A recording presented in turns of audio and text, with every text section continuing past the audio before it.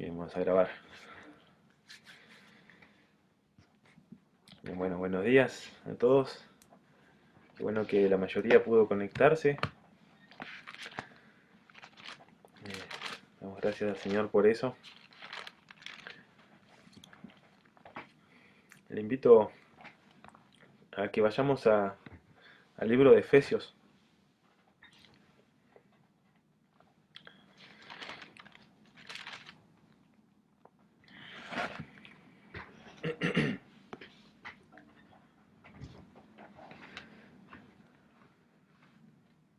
Yo quisiera con ustedes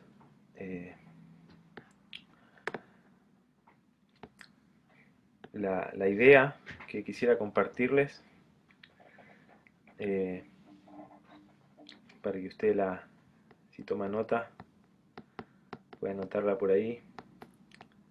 Es la siguiente. Si una persona sabia cuida su manera de vivir. Eso creo que vamos a estar desarrollando y explicando a través de Efesios capítulo 5, versículos 15 al 21. Vamos a ver esta idea de que una persona sabia cuida su manera de vivir. ¿Queremos ser personas sabias? No sé si ese es su deseo, ser creyentes sabios, creyentes que andan de manera sabia, eh, que se comportan de manera sabia. Pablo nos hace acá un mandato y la idea un poco es esta, de que una persona sabia cuida su manera de vivir. Y lo que tenemos en este pasaje, y lo que voy a intentar desarrollar, son dos instrucciones esenciales para cuidar nuestra manera de vivir. ¿Sí? Entonces una persona sabia cuida su manera de vivir y en este pasaje vamos a ver dos instrucciones, dos cosas que son esenciales para que nosotros cuidemos nuestra manera de vivir y podamos andar de manera sabia. ¿Sí? Así que vamos a leer Efesios capítulo 5, versículos 15 al 21. Dice así: Mirad pues con diligencia cómo andéis, no como necios, sino como sabios, aprovechando bien el tiempo, porque los días son malos. Por tanto, no seáis insensatos, sino entendidos de cuál es la voluntad del Señor. No os embriaguéis con vino, en lo cual hay disolución, antes bien, sed llenos del Espíritu, hablando entre vosotros con salmos, con himnos y cánticos espirituales, cantando y alabando al Señor en vuestros corazones, dando gracias, dando siempre gracias por todo al Dios y Padre, en nombre de nuestro Señor Jesucristo. Someteos unos a otros en el temor de Dios. Y vamos a orar nuevamente. Señor, te rogamos que nos hables, que abras nuestro entendimiento, que abras nuestros ojos, nuestro corazón, para poder, Señor, no solamente comprender de una manera intelectual tu palabra, sino ver nuestra necesidad de obedecerla, ver nuestra necesidad de ser transformados por ella, Señor. Y a medida que oímos con ese deseo, con esa intención, Señor, que tu Espíritu pueda a la vez ayudarnos a creerla, ayudarnos a persuadirnos de tu verdad y ser de esa forma entonces transformados y poder obedecerte, Señor, en nuestro andar, comportándonos y viviendo de una manera sabia, Señor. Ayúdanos a considerar tu palabra y lo que ella tiene para decirnos hoy. Prepara nuestros corazones, nuestro entendimiento, Señor, y también de aquellas distracciones que a veces estorban, Señor, para oír tu palabra. Tú enseñaste la parábola del sembrador, cómo las preocupaciones de este mundo, las aflicciones, los afanes de la vida estorban, Señor, que tu palabra fructifique en nuestros corazones. Oramos para que todas estas cosas no puedan estar, puedan desaparecer y si están, Señor, que podamos en tu gracia hacerlas a un lado y disponer de este tiempo para oír tu palabra, Señor. Edifícanos por medio de ella, te lo pedimos en el nombre de Jesús. Amén. Amén. Bien, entonces, una persona sabia, como dije, cuida su manera de vivir y Pablo nos va a dar acá entonces dos instrucciones esenciales que son, por así decirlo, bueno, no quiero redundar, pero son justamente eso, esenciales, no pueden faltar para un correcto cuidado de nuestro andar, ¿sí? Y mire por favor el versículo 15 de Efesios, capítulo 5. Pablo comienza con este mandato y dice, mirad pues con diligencia cómo andéis, no como necios, sino como sabios, aprovechando bien el tiempo porque los días son malos. Este es el mandato principal de Pablo acá. Este es el mandato del cual se desprenden todo lo que Pablo nos va a decir a través de estos versículos e incluso a lo que Pablo sigue diciendo hasta el capítulo 6, versículo 9. Desde este versículo hasta el versículo 9 del capítulo 6 es una sola sección, donde Pablo llega a una especie de clímax de la carta, una especie de conclusión de todas las exhortaciones que Pablo comenzó en el capítulo 4 de Efesios, con esta idea del andar digno del creyente. ¿Sí? Una y otra vez Pablo ha repetido que el creyente debe andar de manera digna, ya no debe andar como los otros gentiles que andan en la vanidad de su mente, nos dijo en el versículo 17 del capítulo 4. Deben andar en amor, nos dijo en el versículo 2 del capítulo 5. Así como Cristo nos amó, ustedes deben andar en amor, imitando a Dios. Más adelante, en el versículo 8 del capítulo 5, nos dijo que debíamos andar como hijos de luz. Y ahora está esta, por así decir, esta exhortación final que Pablo hace. Dice, mirad pues con diligencia como andéis. O sea, a la luz de que el creyente debe tener un cierto estilo de vida que sea obviamente de manera digna con su llamado, eh, andando en amor, andando en luz, etcétera. A la luz de todo eso que Pablo ya nos ha dicho, Pablo dice ahora y nos da a entender de que esta idea del andar no es algo automático, ¿sí? No es algo que se da por arte de magia. No es que nosotros eh, debemos quedarnos ahí quietitos y esperar que, bueno, que yo voy a andar de manera sabia, voy a andar como hijo de luz, voy a andar de manera que agrada al Señor, de manera digna con mi llamado. Y lo cierto es que no. Pablo entiende de que el andar del creyente, el andar sabio, no es producto de la magia, no es producto de la casualidad. Y por lo tanto debe ser cuidado, debe ser observado. Si este es el mandato de Pablo. Pablo no nos está mandando a andar como sabios, aunque está implícito en el versículo. Pablo nos está exhortando a que miremos nuestro andar, a que lo cuidemos, ¿sí? Y la palabra que utiliza Pablo en el versículo 15 cuando dice mirad, lleva esta idea de vigilar algo, ¿sí? De prestar atención, de tener cuidado, de controlar algo. La Biblia de las Américas traduce, por tanto, tengan mucho cuidado de cómo andan. ¿Sí? Esta idea es como cuando uno tiene ya sea hijos pequeños o familiares pequeños y empiezan a caminar y uno los vigila, te dicen, che, cuidame un rato al chico que voy a hacer algo, no sé, y tenés que vigilarlo, tenés que estar atento a lo que va a hacer porque sabes que o se puede lastimar o puede, no sé, romper algo. Entonces, esa es un poco la idea. Pablo quiere y entiende de que el andar del creyente debe ser algo que debe ser cuidado y vigilado, porque hay un peligro de no hacerlo.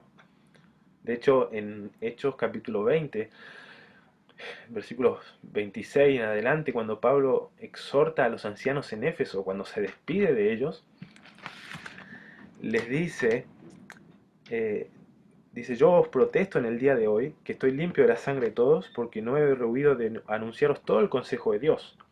Y luego les dice, por tanto, mirad por vosotros y por todo el rebaño en que el Espíritu Santo os ha puesto por obispos, para apacentar la iglesia del Señor, la cual él ganó por su propia sangre. ¿Por qué? ¿Cuál es la razón de por qué ellos debían mirar por ellos mismos y por el rebaño? Versículo 29 de Hechos 20. Porque yo sé que después de mí entrarán en medio de vosotros lobos rapaces que no perdonarán al rebaño. Y de vosotros mismos se levantarán hombres que hablen cosas perversas para arrastrar tras sí a los discípulos.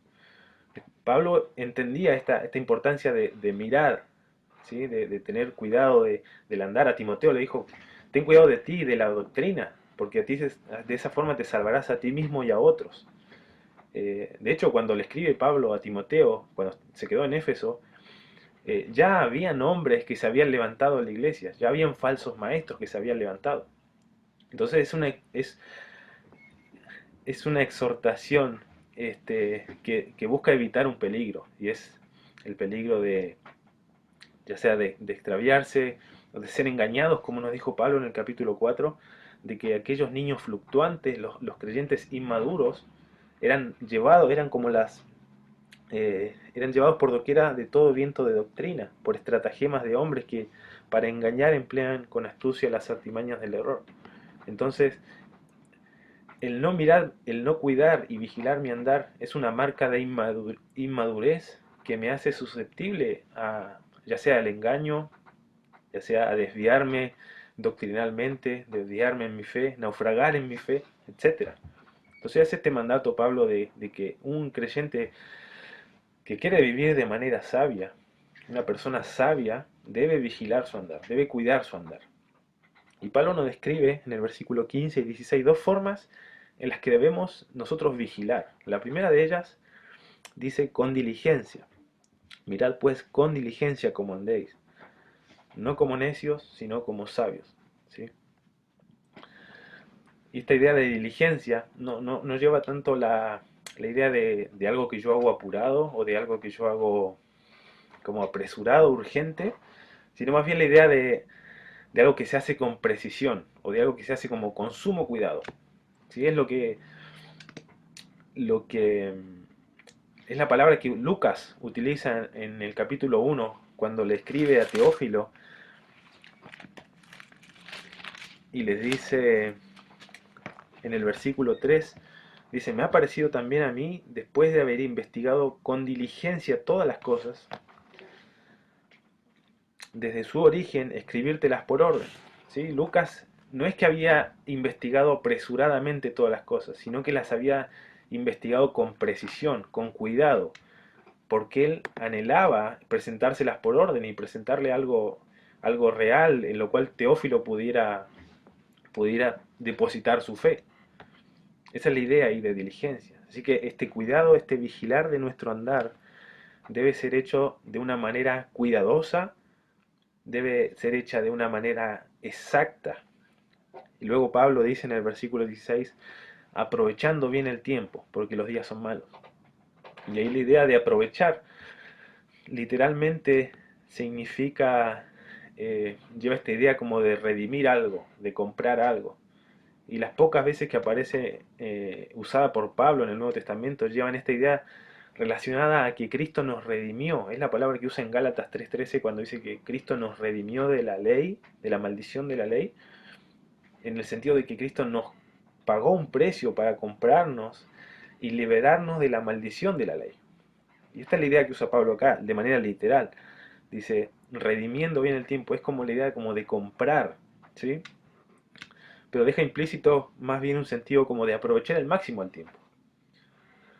Es decir, que el cuidado de nuestro andar no solo debe ser de manera correcta y precisa, sino que también debe ser hecho con esta idea de no desperdiciar el tiempo, aprovechando al máximo cada oportunidad. Y Pablo nos va a decir ahora más adelante en qué debemos aprovechar cada oportunidad. Dice versículo 17. Dice, por tanto, no seáis insensatos, sino entendidos de cuál sea la voluntad del Señor. Así que Pablo, esta frase, por tanto, nos explica de que Pablo acá nos está haciendo una especie de, de, de resultado, ¿sí? Como una consecuencia lógica. Entonces, por tanto, ya que como creyentes deben cuidar su manera de andar, como creyentes deben vigilar de que estén andando de manera sabia, de que deben hacerlo de manera precisa, con sumo cuidado, de que no deben desperdiciar el tiempo en otras cosas, a la luz de esto, dice Pablo, por tanto, no seáis insensatos, sino entendidos de cuál sea la voluntad del Señor.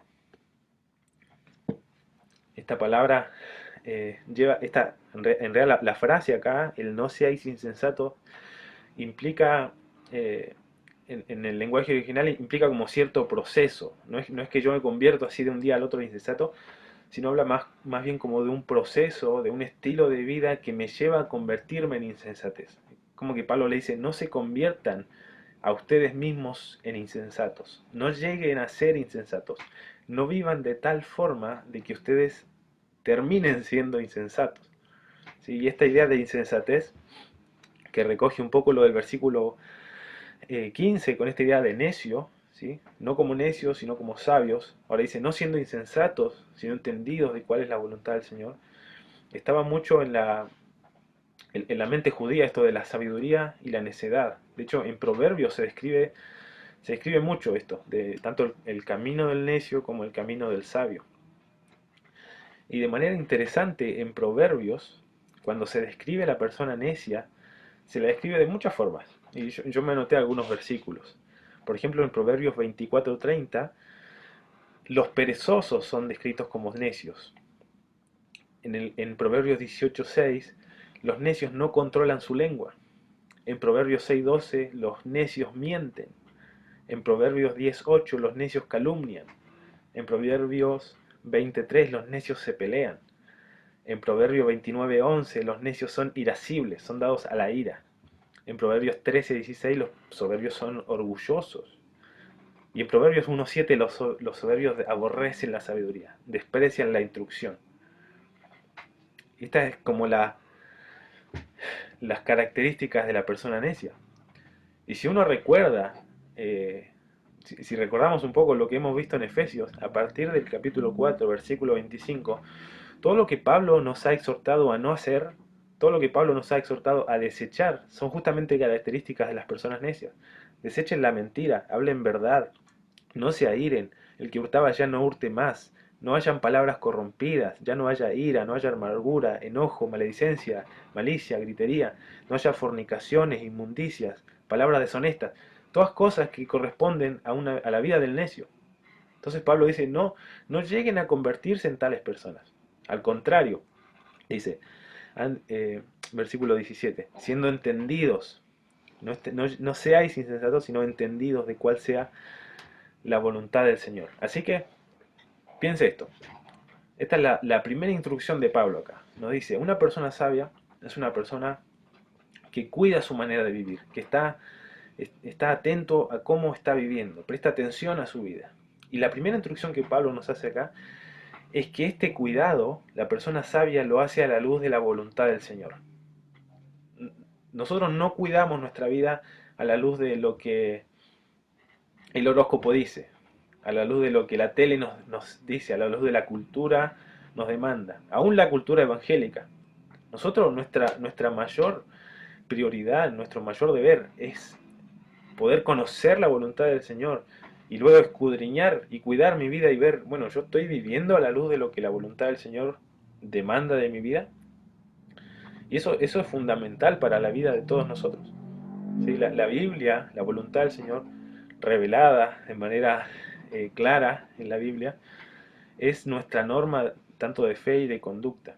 Por tanto, si nosotros hacemos cualquier cosa, piensen esto, en lo que cantamos, en cómo nosotros decidimos llevar a cabo una predicación, cómo nosotros compartimos el Evangelio, cómo nosotros ofrendamos, cómo nosotros nos relacionamos entre nosotros, cómo nosotros vemos la membresía, lo que estamos viendo membresía. Todo lo que usted pueda encajar dentro de lo que significan la doctrina, la enseñanza, la teología, todo debe ser hecho a base de que creemos que es la voluntad de Dios. Nosotros no hacemos algo simplemente, no, porque en la iglesia me dijeron de que yo debo hacer esto. No, Esa no es la razón para hacer o no hacer. La razón es que nosotros conocemos, mira, bueno, Dios es santo, yo conozco a Dios, conozco su carácter, sus atributos, entonces yo respondo a lo que Dios es, respondo a lo que Dios quiere, y esa es mi norma de vida, esa es mi norma de conducta. Entonces yo voy a dejar la necedad porque Dios aborrece al necio y describe de las consecuencias para el necio. Y Pablo acá nos exhorta, y nos exhorta esto a cuidar mi andar, que una persona sabia, alguien que quiere mantener un andar sabio, va a cuidar su andar.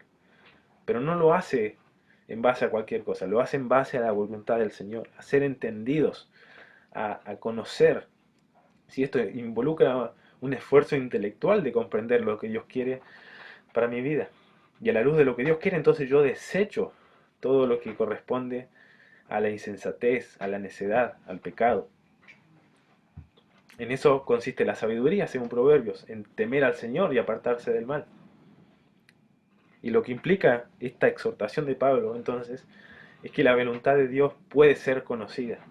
De hecho, en Colosenses 1:9, Pablo oraba para que los lectores pudieran ser llenos del conocimiento de su voluntad.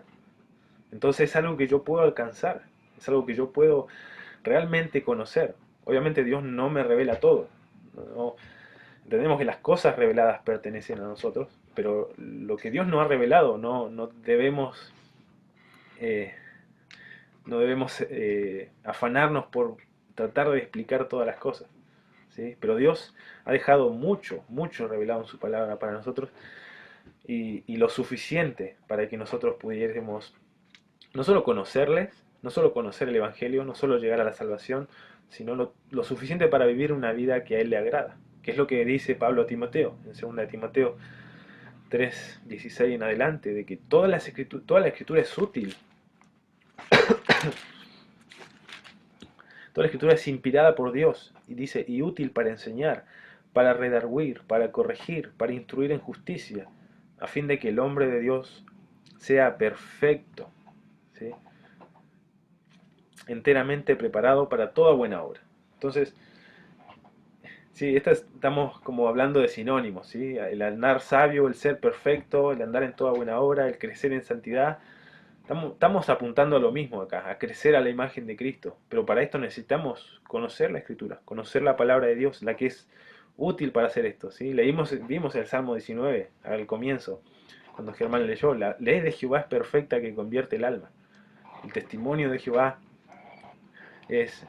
hace sabio al sencillo, y conocemos, ¿sí?, la obra que la palabra del Señor hace en la vida de cada uno de nosotros. Entonces,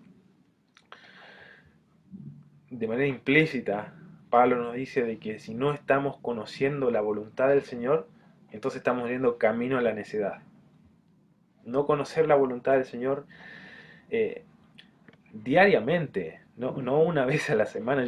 Mi preocupación máxima debe estar en conocer lo que el Señor ha revelado y nos enseña en su palabra. Si yo no estoy invirtiendo tiempo en conocer a Dios por medio de su palabra, entonces yo estoy en el camino de la necedad y voy a llegar a convertirme en lo que la Biblia denomina como alguien necio, como alguien insensato. Toda nuestra necedad práctica, por así decirlo, todas aquellas prácticas pecaminosas que en nuestra vida arrastramos, son producto de que no hemos llegado a conocer la voluntad del Señor en un sentido íntegro, ¿sí? Nosotros sabemos de que Dios quiere que no mentamos, pero mentimos igual. Entonces, hay ciertas áreas en nuestra vida donde no estamos siendo persuadidos. Pablo le dijo a Timoteo, antes de describir lo que leí yo anteriormente, dice, tú persistes en lo que has aprendido y te persuadiste. Timoteo se había persuadido del valor de la escritura, y Pablo lo animaba a persistir en ello. Y ahora Pablo acá nos dice a nosotros, le dice en realidad a los efesios, pero el mismo principio es aplicable a nosotros. ¿Queremos andar de manera sabia?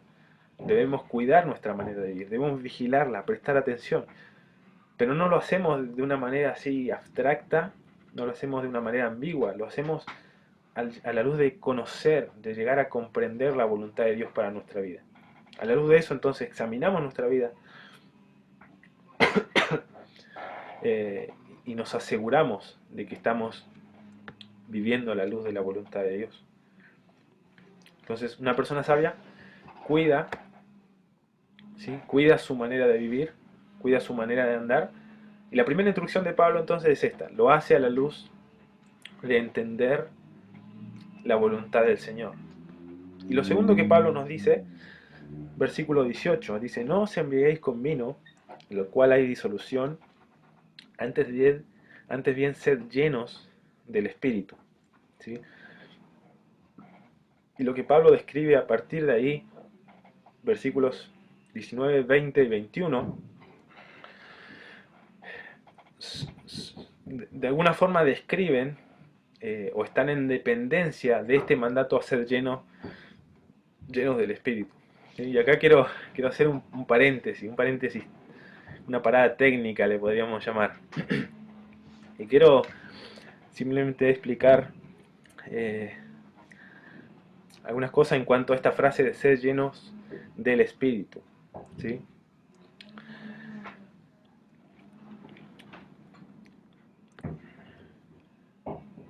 Bueno, en primer lugar, Pablo nos contrasta el ser llenos con no os embriaguéis con vino. Fíjense cómo Pablo usa esto de los contrastes. Primero dijo, cuiden su andar, no como necios, sino como sabios. Luego le dice, por tanto, no sean insensatos, sino entendidos de cuál es la voluntad del Señor. Y ahora les dice, no os embriaguéis con vino, antes bien sed llenos del Espíritu Santo. Y hay muchas razones propuestas de por qué Pablo escribe esto de no os embriaguéis con vino. ¿Sí? Algunos piensan y lo relacionan con este problema de la embriaguez que se estaba dando en los corintios en la cena del Señor, y algunos se apuraban a comer y se embriagaban.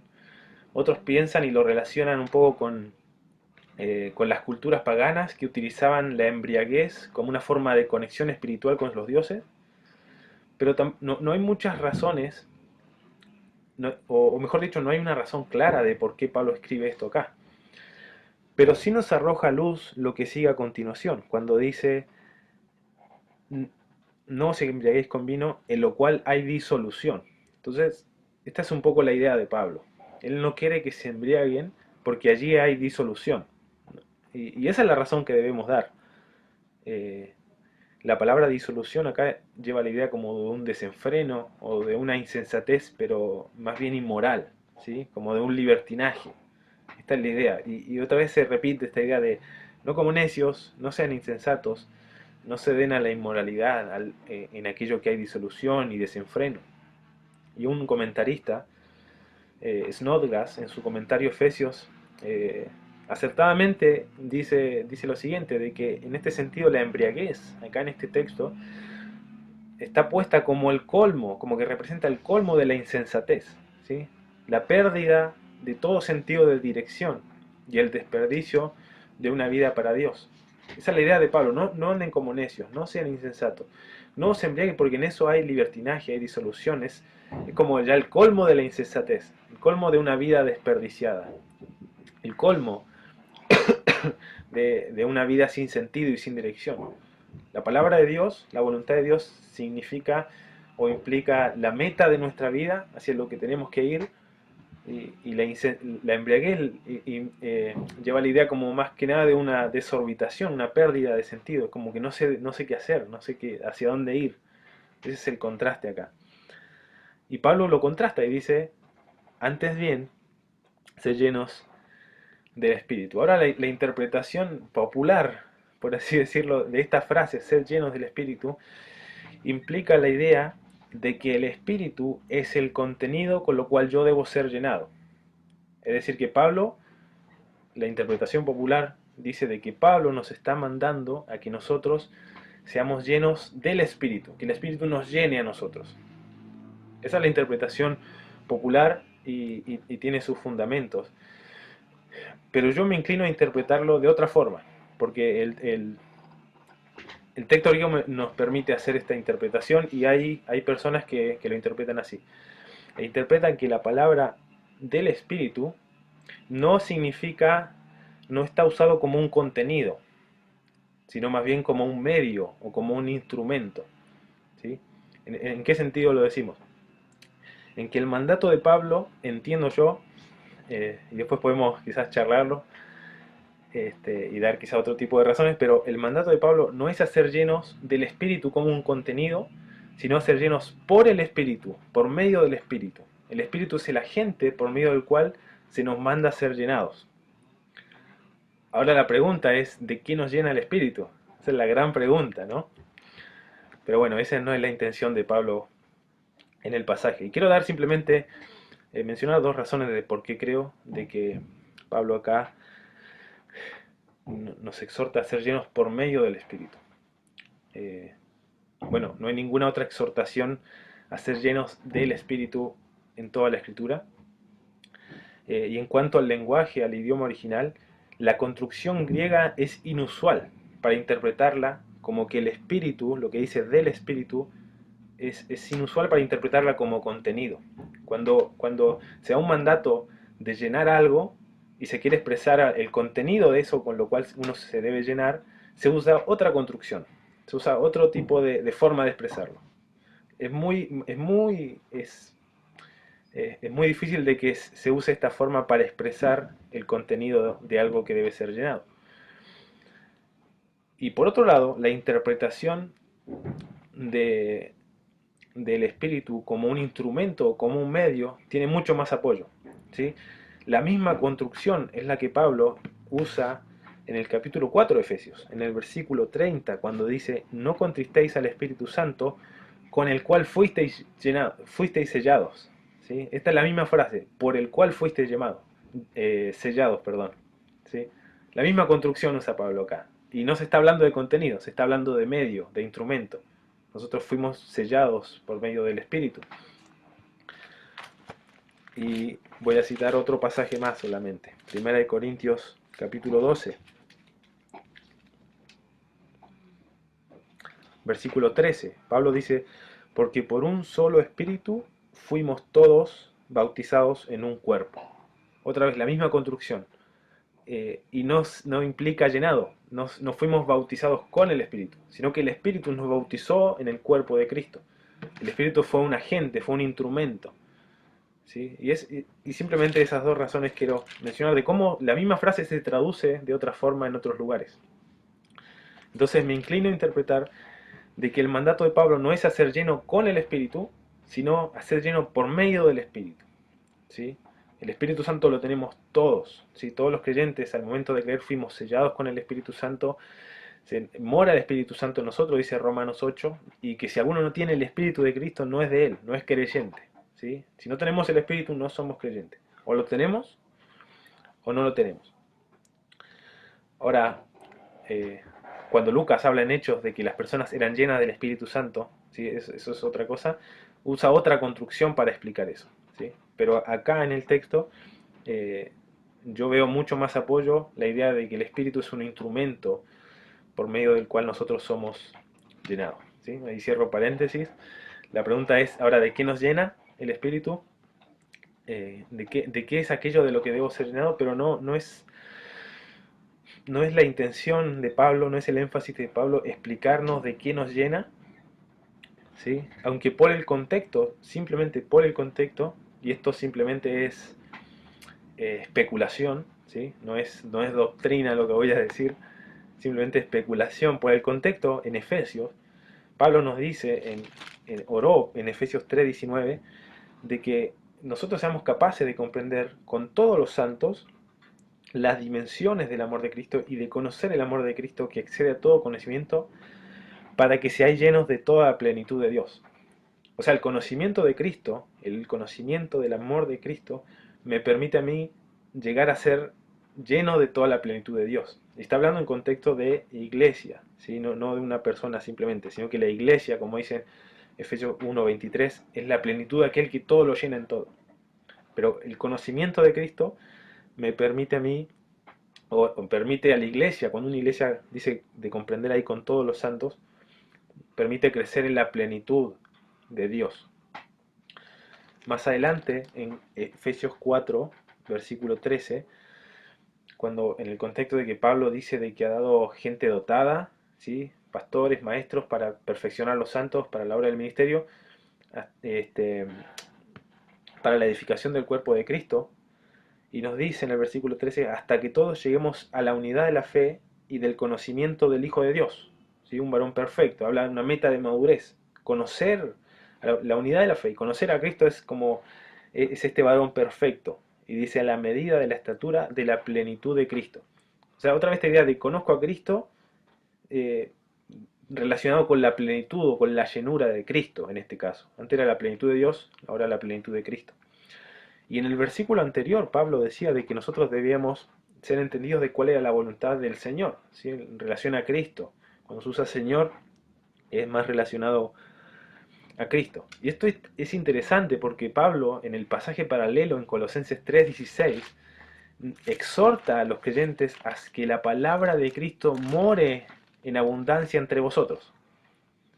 En un pasaje paralelo Pablo exhorta no a ser llenos del Espíritu, sino a que la palabra de Cristo more en abundancia entre vosotros.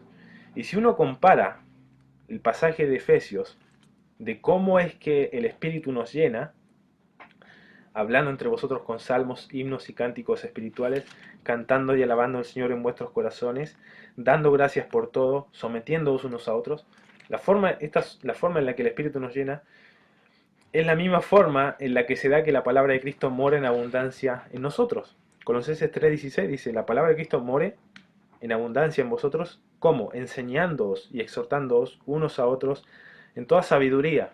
Fíjese cómo se repiten algunos conceptos. En toda sabiduría, cantando con gracia en vuestros corazones al Señor, con salmos e himnos y cánticos espirituales. Y todo lo que hacéis, sea de palabra o de hecho, hacedlo todo en el nombre del Señor, dando gracias a Dios Padre por medio de Él. Así que no sería descabellado de que el Espíritu Santo nos va a llenar con la palabra de Cristo, con entender la voluntad de Cristo, con llegar al conocimiento de Cristo. De hecho, en Juan Jesús dijo que el Espíritu Santo lo glorificaría a Él y le enseñaría acerca de Él a sus discípulos. Ahora, esto es especulación. ¿Sí? Pablo no nos está diciendo con qué nos llena el Espíritu, pero me, me, me, me aventuro a esta especulación de que Él nos va a llenar con la palabra de Cristo. Pero el punto de este pasaje, ¿sí? Volviendo a lo que estamos viendo, de que una persona sabia cuida su manera de vivir, lo primero que vimos es que la cuida a la luz de conocer la voluntad de Dios. Y en esta segunda instrucción, uno cuida su andar, la persona sabia cuida su andar al participar con creyentes llenos por el Espíritu. Entonces tenemos esta exhortación, ser llenos del Espíritu. Y lo que sigue a continuación, y acá hay otra también gran discusión, algunos piensan de que el hablar entre vosotros, el cantar, el dando gracias, el sometiéndoos unos a otros, algunos piensan que es el resultado. ¿En qué sentido? En que Pablo dice, bueno, sean llenos del Espíritu y entonces van a hablar entre vosotros con salmos, van a cantar al Señor de vuestros corazones, entonces van a dar gracias por todo y siempre, entonces se van a someter unos a otros. Y hay otros que piensan de que no es el resultado necesariamente, sino el medio por el cual el Espíritu nos llena. Es decir, sean llenos del Espíritu. Bueno, ¿cómo soy lleno del Espíritu? Hablando entre vosotros con salmos, cantando, alabando al Señor en vuestros corazones, dando gracias por siempre y por todo, y sometiéndoos unos a otros. Ahora yo creo que son las dos cosas, que obedecemos al mandato de ser llenos por el Espíritu haciendo estas cosas, y a la vez son el resultado. Cuando un grupo de creyentes, una iglesia, es llena por el Espíritu, se van a ver estas cosas. Se van a ver, y acá lo dividí en cuatro categorías, por así decirlo. La primera es que van a haber conversaciones edificantes. Versículo 19 dice, hablando entre vosotros con salmos, con himnos y cánticos espirituales. ¿Sí? En Colosenses habla de que los salmos, himnos y cánticos eran medios por los cuales nos exhortábamos y nos enseñábamos y nos amonestábamos unos a otros. Eso dice Pablo en Colosenses 3:16.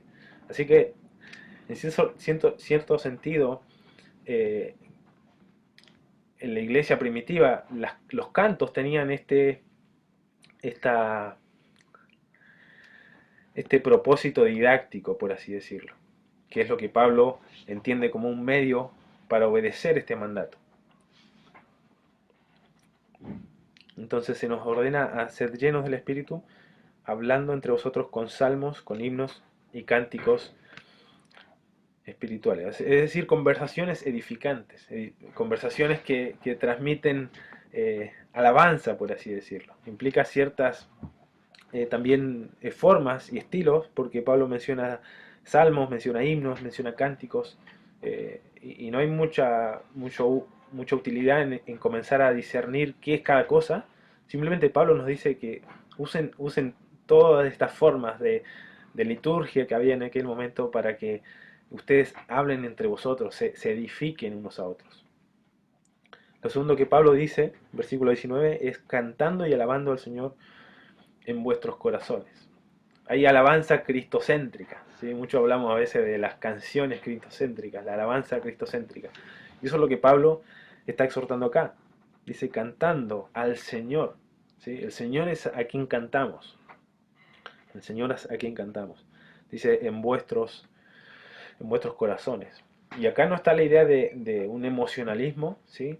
La palabra corazón, siempre que la vemos, en la escritura se refiere como al centro del ser de una persona, al centro de comandos de una persona, y no tanto una emoción, sino como una expresión de la realidad que está en nosotros. Cuando yo hago algo con mi corazón, estoy dejando la vida en eso, ¿sí?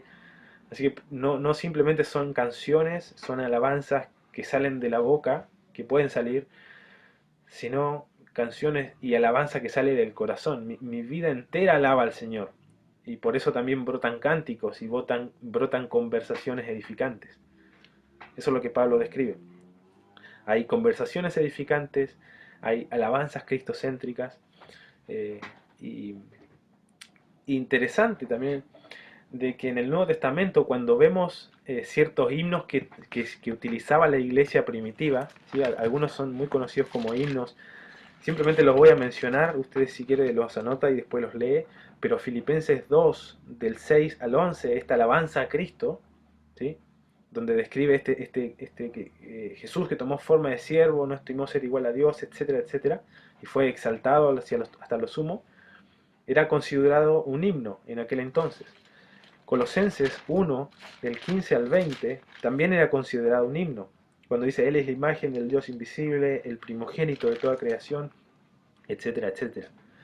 Y primera de Timoteo 3, 16, cuando dice, e indiscutiblemente grande es el misterio de la piedad, Dios fue manifestado en carne, justificado en espíritu, visto de los ángeles, predicado a los gentiles, creído en el mundo entero, recibido arriba en gloria. Interesante que aquellos himnos que eran considerados parte de la liturgia de la iglesia primitiva eran himnos cristocéntricos, alababan a Cristo, exaltaban a Cristo, a su obra, a su persona, lo que Él hizo y lo que Él hará, y lo que las gentes harán a la luz de lo que Él hizo. Toda rodilla se doblará, dice Filipenses.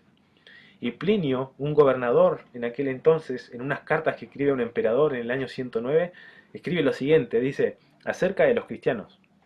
Dice, se reunían regularmente antes del amanecer, en un día concreto, para cantar versos alternativamente entre ellos en honor a Cristo como si fuera un Dios.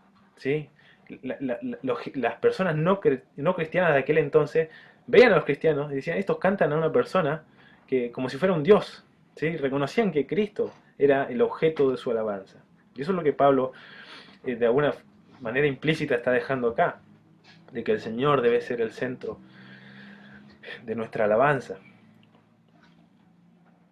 Entonces hay conversaciones edificantes, hay alabanzas cristocéntricas, o podríamos decir dioscéntrica, porque también cantamos a Dios y hay una exhortación también a eso. También hay gratitud constante. Fíjense el versículo 20, dice, dando siempre gracias por todo al Dios y Padre, en nombre de nuestro Señor Jesucristo. Fíjense, Cristo no solo es el centro de nuestra alabanza, sino es el medio por el cual nosotros nos dirigimos a Dios, nos dirigimos al Padre. Y por eso le alabamos, porque es nuestro único medio. Dando gracias, dice, siempre, siempre. Así que no es una actitud, algo que yo hago una vez simplemente, sino es algo que caracteriza el andar de esta gente. El andar de estas personas que están llenas por el Espíritu, que están llenas de la palabra, de conocer la voluntad de Cristo. Se hablan de manera edificante, cantan al Señor, hay gratitud constante, hay gratitud siempre, hay gratitud por todo. ¿Sí? Esto es una marca de un contentamiento, de, de poder reconocer a Dios obrando de manera para nuestro bien, como dice Pablo en Romanos 8, obrando, Dios obrando para nuestro bien en todas las cosas, de manera que cualquiera sea nuestra circunstancia, podemos dar gracias por eso, porque tenemos la certeza de que Dios está obrando para nuestro bien. Si hay un autor que comenta y dice que la gratitud es el confiado reconocimiento de Dios y de sus propósitos para bien de su pueblo por medio de Cristo.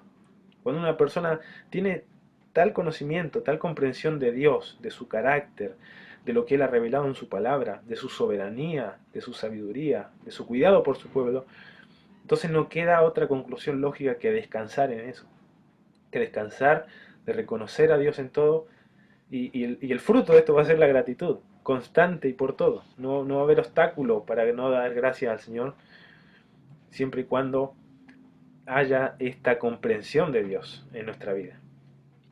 ¿Sí? Entonces hay conversaciones edificantes, alabanza cristocéntrica, hay gratitud constante y hay sometimiento mutuo. Versículo 21, nuestras versiones en Reina Valera dice: someteos unos a otros en el temor de Dios. Pero si uno eh, tiene una Biblia de las Américas, va a leer que dice sometiéndoos, ¿sí? Como esta idea de dando gracias, hablando, sometiéndoos. Y acá en el versículo 21 leemos como si fuera un mandato, dice someteos. Pero en realidad esta traducción debería ser sometiéndoos unos a otros. ¿En qué sentido?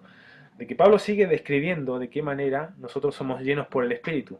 ¿Sí? Recuerda, este es el mandato que dirige todos estos versículos. Ser llenos del Espíritu. ¿De qué manera? Hablando entre vosotros, con salmos, himnos, o sea, conversaciones edificantes. ¿De qué manera? Alabanza cristocéntrica, dando gracias por todo y sometiéndoos unos a otros. Hay un sometimiento mutuo. ¿Sí?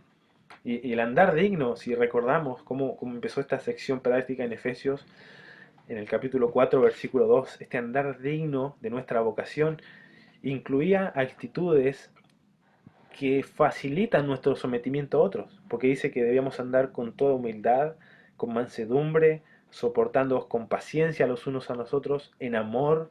Entonces, si estas cosas no están en un andar de un creyente, no va a poder someterse a nadie. ¿Sí? Actitudes como arrogancia, asperezas, dureza, impaciencia, orgullo, obstaculizan el obrar del Espíritu, obstaculizan de que nosotros podamos eh, crecer, ¿sí? En, nuestra, en nuestra relación como iglesia.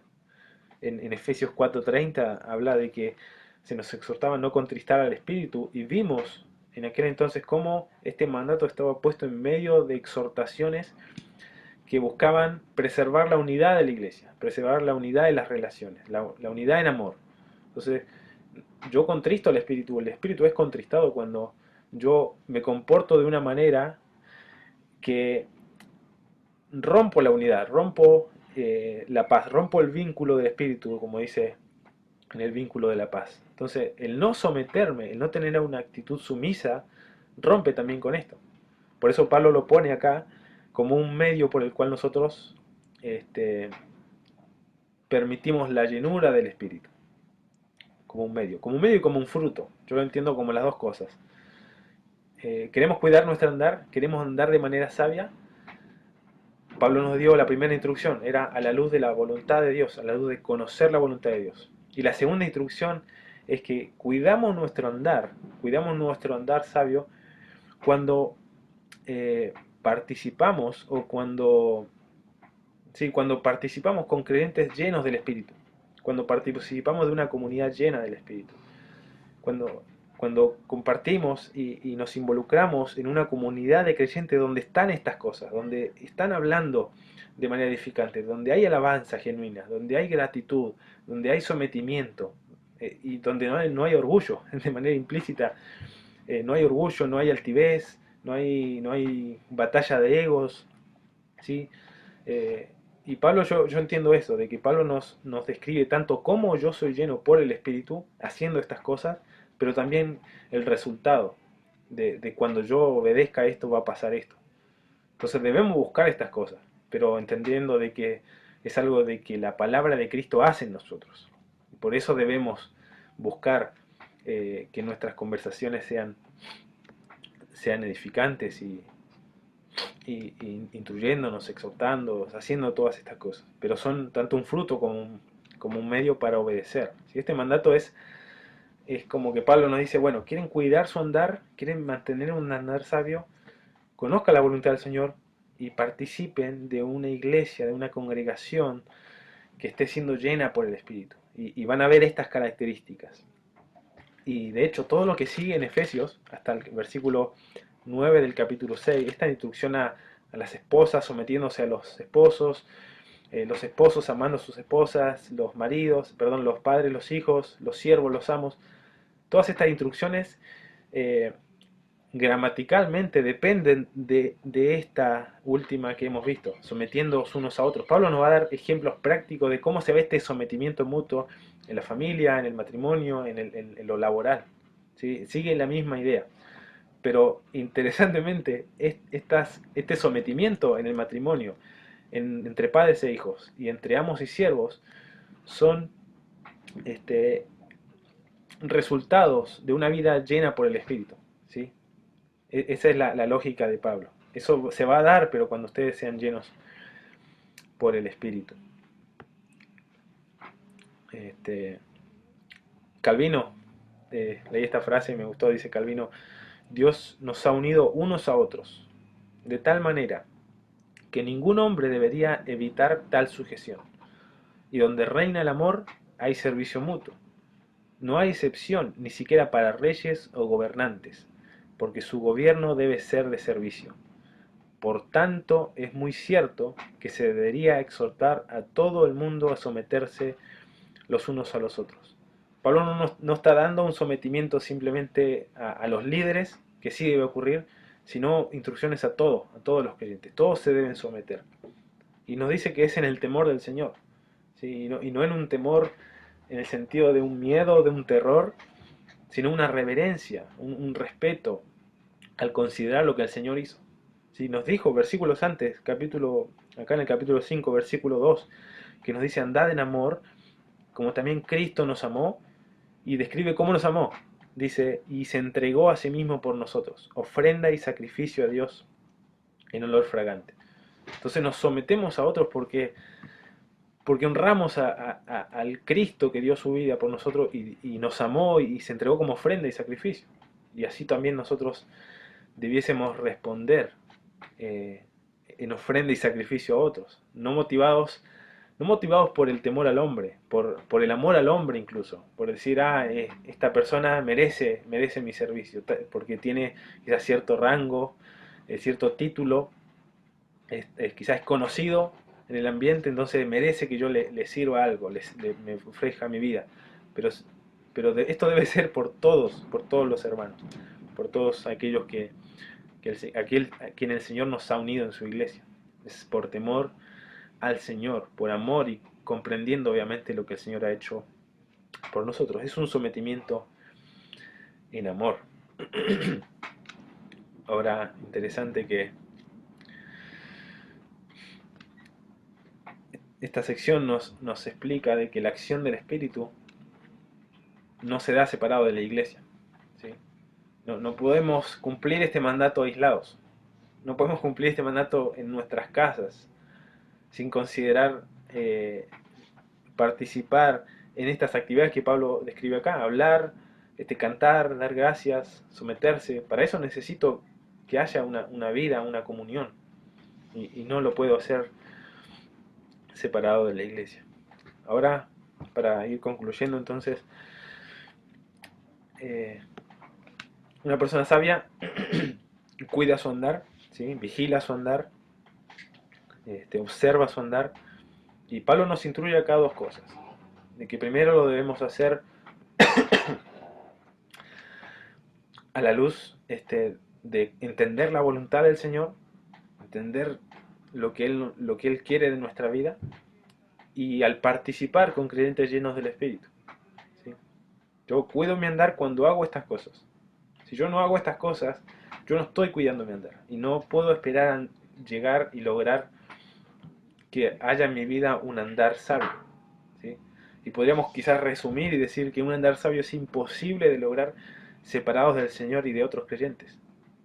Y es imposible de cuidar un andar. Yo necesito de la protección de la iglesia, de que otros hermanos vean mi comportamiento, me exhorten, me corrijan, me alienten, me animen con alabanzas, con gratitud, etcétera. Entonces, un andar sabio, una persona que anda de manera sabia cuida su manera de andar. Ahora, ¿queremos ser personas sabias? ¿Queremos ser personas creyentes que viven sabiamente? Bueno, Pablo nos dice, debemos cuidar nuestro andar, debemos mirar con diligencia cómo andamos, para estar andando como sabios. Pero para eso necesitamos dos cosas, ¿sí? Entender la voluntad del Señor, ¿sí? Un andar sabio es imposible de lograr desconectados de la palabra de Dios, ¿sí? Proverbios, recordando esta idea de la necedad, nos dice en Proverbios 1.7 de que los insensatos desprecian la sabiduría, desprecian la enseñanza, desprecian la instrucción, desprecian la corrección. Una persona sabia, perdón, una persona necia, un creyente necio, desprecia la corrección, no viene como dice Juan, dice, amaron tanto las tinieblas que no vienen a la luz para que sus obras no sean reprendidas. ¿Sí? Y nosotros estamos en el peligro de ir a esa necedad, aún siendo creyentes, por eso Pablo nos advierte de que debemos vigilar nuestro andar. ¿Sí? Jesús buscaba la voluntad del Padre, es el ejemplo máximo en este sentido. Él dijo, mi comida y mi bebida era hacer la voluntad del que me envió y llevar a cabo su obra. ¿Sí? Ese era el ejemplo máximo de alguien, de una persona sabia, de una persona que vivía de manera sabia, que buscaba no hacer su voluntad, sino la voluntad del que me envió y exhortaba a otros y les dijo, cualquiera que hace la voluntad de Dios, ese es mi hermano y mi hermana y mi madre, y es mi familia. Entonces, Cristo es el ejemplo máximo de obediencia. Y nosotros, fíjense qué interesante, Cristo hizo toda la ley, la cumplió, toda a cabalidad, de manera perfecta y completa. Todo lo que se nos demandaba a nosotros lo cumplió Cristo. Y ahora la voluntad de Dios no es que hagamos toda ni que obedezcamos toda la ley. La voluntad de Dios es que creamos en aquel que sí la cumplió, que confiemos en aquel que sí la cumplió y que sí la obedeció. Esa es la voluntad de Dios para nuestra vida, que creamos en Cristo, que le conozcamos, que seamos cuál es su voluntad, como veíamos recién. Entonces, es importante el rol que juega la Escritura en nuestra vida para un andar sabio, para cuidar nuestro andar, como vimos en Timoteo. La Escritura es útil para un montón de cosas, para hacernos perfectos y preparados para toda buena obra. Si queremos cuidar nuestro andar, debemos ocuparnos de estar entendiendo la voluntad del Señor. Y segundo, si queremos cuidar nuestro andar, debemos participar con creyentes que están llenos por el Espíritu. ¿Sí? Un andar sabio es imposible de lograr desconectados de la iglesia. No puedo cuidar mi andar aislado de la iglesia, no, ando ciego, ¿sí? No sé dónde voy, no sé qué hago. ¿Sí? Necesito a mis hermanos, necesito que mis hermanos, la actividad propia que hace cada miembro me edifique, me ayude a crecer, me guíe a la madurez, sigamos todos juntos la verdad en amor, seamos perfeccionados para la obra y la edificación del cuerpo de Cristo. Necesito a la iglesia. La iglesia es el lugar donde el creyente recibe crecimiento, recibe instrucción, recibe corrección, es alentado, animado. Conocemos ya, ¿sí?, todos los beneficios en este sentido. Y Cristo es nuestro, como ya dije, nuestro ejemplo tanto de obediencia, pero también de sometimiento, ¿sí? Y quiero rescatar este último punto de sometimiento. Cristo se sometió al Padre. Él dijo cuando oraba en Getsemaní, en Marcos 14, versículos 30 en adelante, dijo, aparta de mí esta copa. Dice, mas no se haga lo que yo quiero, sino lo que tú. Cristo se sometió al Padre y se sometió a la cual era la voluntad de Él. Jesús se sometió a las autoridades. ¿Sí? A Pilato le dijo, ninguna autoridad tendría sobre mí si no te fuera dada, y se sometió a lo que Pilato dijo a los líderes judíos. Se sometió a sus discípulos, le lavó sus pies, fue sumiso en ese sentido. Un ejemplo del discipulado que le dejó. En Juan 13, versículo 15, le dijo, ejemplo os he dado para que como yo os he hecho, vosotros también hagáis. ¿Sí? Cristo es nuestro ejemplo práctico y visible de cómo nosotros debemos andar sabiamente, conociendo la voluntad del Señor, prefiriendo la voluntad del Señor por sobre la nuestra, y obviamente dentro de otras cosas, sometiéndonos tanto a Dios, eh, tanto a otros creyentes. Así que queremos andar, ¿sí? Y espero que la respuesta sea positiva. Queremos andar de manera sabia, nuestro andar debe ser cuidado, ¿sí? Y lo que Pablo nos enseña acá en estos versículos es que necesitamos conocer la voluntad de Dios y necesitamos participar de un grupo de creyentes que estén llenos por el Espíritu Santo. Tanto así de que sus conversaciones sean edificantes, sus alabanzas sean genuinas, sean cristocéntricas, sean agradecidos por todos y que haya sumisión, ¿sí? Solo de esa forma nosotros cuidamos nuestro andar y mantenemos también un andar sabio, ¿sí? Vamos a orar. Señor, gracias damos por tu palabra, gracias damos porque, Señor, es tan clara lo que nos instruyes, pero también damos gracias porque tú nos enseñas a cómo obedecerte. Señor, no solo quieres que andemos de manera sabia, no solo quieres que cuidemos nuestro andar, sino que nos dices cómo lo hacemos. Y no solo eso, sino que nos provees de los medios. Señor, nos has dejado tu palabra revelada, escrita en nuestro lenguaje. La podemos escuchar enseñada, la podemos leer, Señor, la podemos cantar. Nos has dejado tu palabra y tu voluntad para que nosotros la atesoremos, la conozcamos, encontremos sabiduría, luz, dirección, instrucción, Señor. Y tantas veces, Señor, la descuidamos, tantas veces descuidamos no solo tu palabra, sino nuestro andar, Señor, al descuidar tu palabra. Y, Señor, que estas verdades, esta urgencia, Señor, a vigilar nuestro andar nos lleve, Señor, de rodillas a tu palabra, nos lleve en necesidad, Señor, sabiendo de que en nosotros no hay nada, Señor, que pueda transformar nuestra vida. Solo tu ley es perfecta para eso, Señor. Gracias porque nos has dado tu palabra y gracias porque nos has dado a tu iglesia, Señor. Hermanos que te temen, que te aman, Señor, que buscan que la palabra de Cristo more en sus conversaciones. Señor, que podemos cantarte a ti, que podemos ser exhortados, animados en nuestras conversaciones, en nuestro trato, que podemos servirnos unos a otros, que podemos dar gracias por todo, en todas las cosas, siempre. Señor, que estas sean actitudes que están en nosotros, que busquemos la forma de obedecerla aún en medio de la pandemia, Señor, que nos des sabiduría, que nos des creatividad para hacerlo, porque dependemos de eso, Señor. Nuestro andar sabio y el cuidado de nuestra vida depende de eso, Señor. Que nunca nos falte tu palabra, que nunca nos falte la comunión con nuestros hermanos, Señor, eh, para crecer y para también, como dice Pablo en otro lugar, para comprender con todos los santos cuáles sean las dimensiones de tu amor y ser llenos de toda la plenitud tuya, Señor. Ayúdanos a atesorar estas verdades, a no perder el tiempo, a aprovechar el tiempo porque los días son malos, a ser diligentes, a no esperar a mañana, Señor, para corregir en nuestra vida lo que debemos corregir, para orar y pedirte perdón por lo que debemos pedirte perdón. Ayúdanos a ser diligentes y ver la urgencia de esto en nuestra vida, Señor. Danos sabiduría en este sentido. Te lo pedimos en el nombre de Jesús, Señor, y también tu bendición para el resto de nuestra semana, nuestras reuniones y todas nuestras actividades, Señor, de que podamos de alguna forma abrir los ojos y comenzar a observarnos, a vigilar nuestro andar, a cómo estábamos andando en esta vida, Señor. Ayúdanos a ser hijos sabios. Te lo pedimos en el nombre de Jesús. Amén.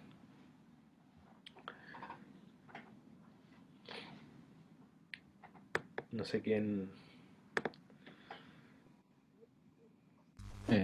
Bien, no, gracias Edu. Pensaba en lo que dice el salmista, el salmo que leímos al principio, eh, de que realmente su palabra es deseable, más que el oro, más que todo. Y dice el versículo 11 del Salmo 19, tu siervo es amonestado con ellos. En guardarlos hay grande galardón. ¿Quién podrá entender sus propios errores? Líbrame de los que me son ocultos. El